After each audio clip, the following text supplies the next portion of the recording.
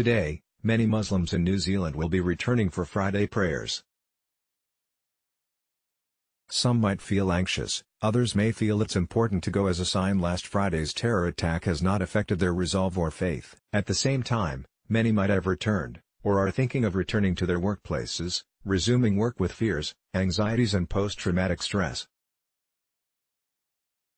On top of all this, there will be all the usual stresses of their work. Collectively, these can be detrimental for both the employees and the organizations. Stressed employees are often not very productive.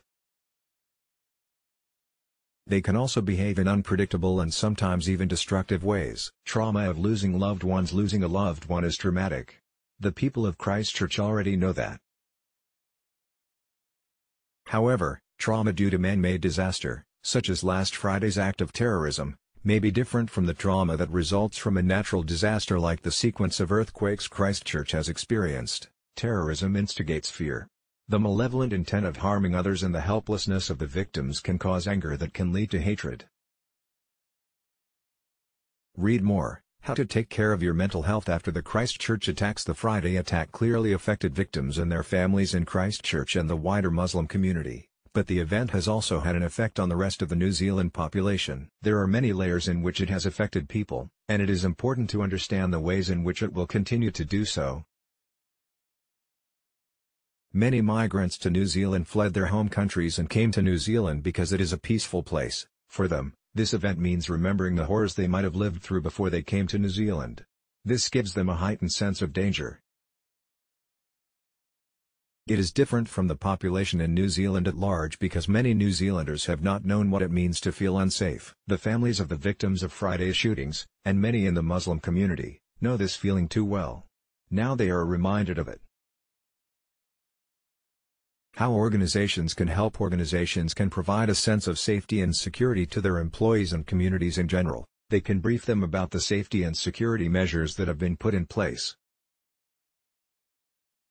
Research has shown when people feel physically safe in a place, they feel less stressed. We should follow the New Zealand Prime Minister and constantly remind people they are safe.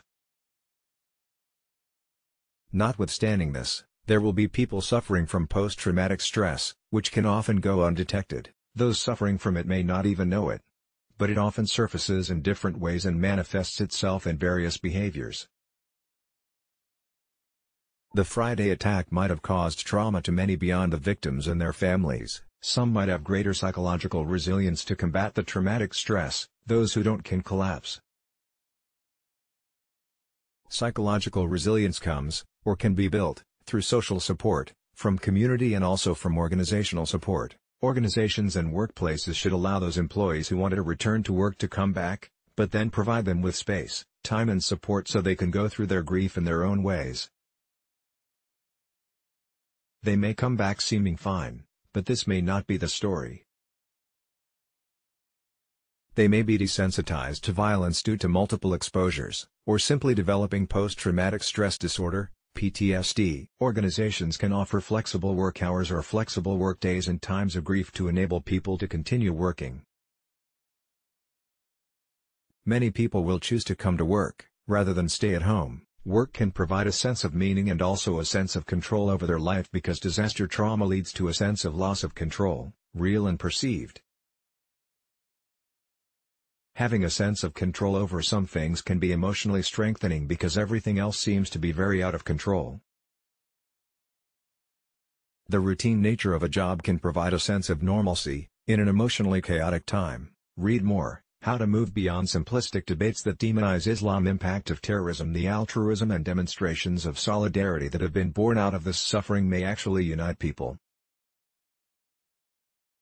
That surely would be everyone's hope. Thousands of New Zealanders have laid flowers at mosques and attended vigils in solidarity with the Muslim community.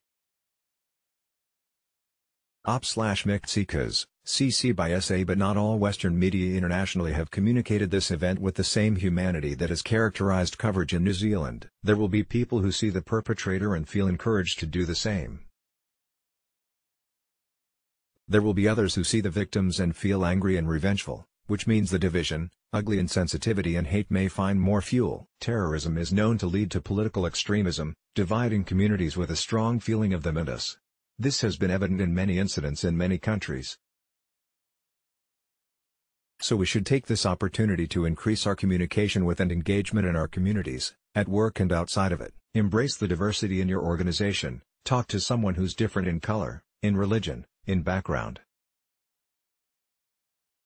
From my own experience of losing my father in a suicide bombing during the Friday prayers in a mosque in Pakistan, I know what support can do. I had the support of my colleagues and my organization. It helped me heal and grow. I know many who didn't have this support. They still suffer from post-traumatic stress, and some have gone on to be a destructive force in their own lives without realizing it. There is much we can do as organizations and individuals to make people feel connected and supported, and to build their psychological resources. Let's block ads. Why?